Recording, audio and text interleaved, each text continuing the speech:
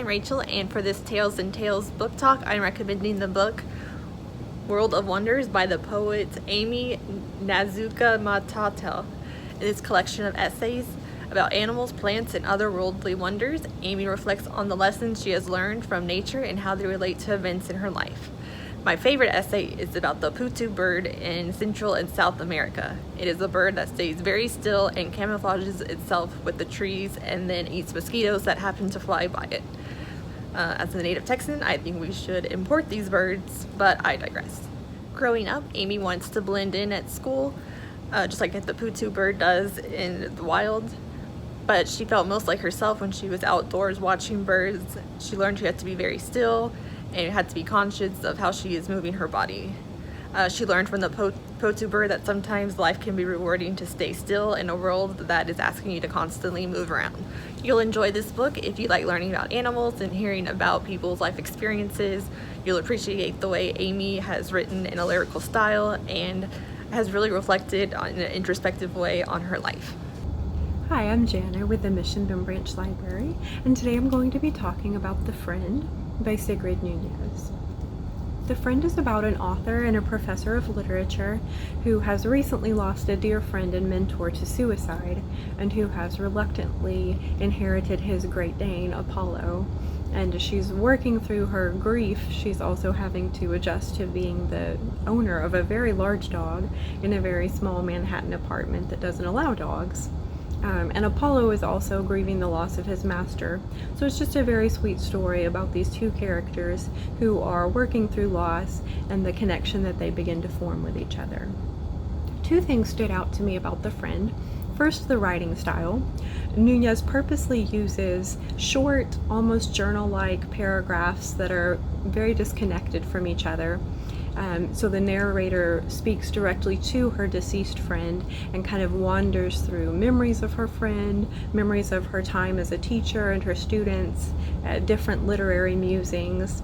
And she moves to the present and talks about her daily walks with Apollo and the therapy sessions that she started to attend. But there's no chronological order to her remembering. Also, Nunez chooses not to use given names, so throughout the story we know that the dog's name is Apollo, but we never find out the narrator's name, and we're never given the name of her deceased friend.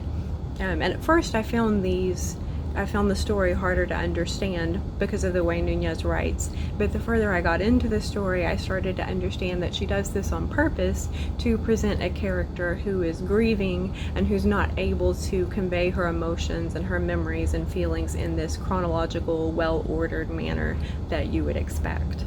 So I think Nunez uses these tactics very effectively. I chose to read The Friend because I was looking for a book with an animal as a main character. I wanted to read something in keeping with our summer reading theme, which is Tales, T-A-I-L-S, and Tales, T-A-L-E-S.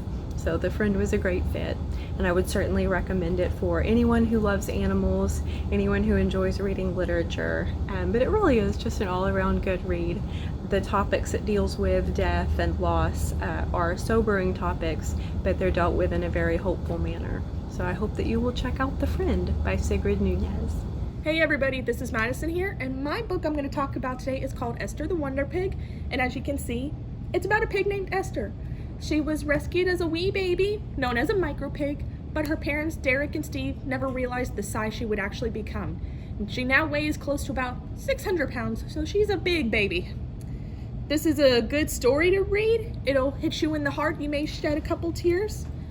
Here's a couple pictures of her. She has different siblings that are different animals, cats, dogs, even a turkey that I believe does not make an appearance in this book, but she's met a lot of different animals in her time.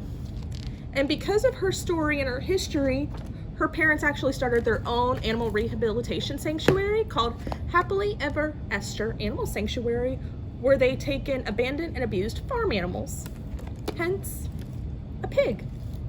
I don't want to give too much away, but I highly recommend this book. I hope you learned a lot today, and we do have this book in the system as well as the two previous ones that were discussed earlier. So what I would like you to do is subscribe to our YouTube channel, like our Facebook page, and the QR code you see right here Open up the camera app on your phone, scan it, and it'll take you to our Facebook page directly. There are so many videos for you to watch, and you'll enjoy them thoroughly. And I can't wait to see you all again very soon.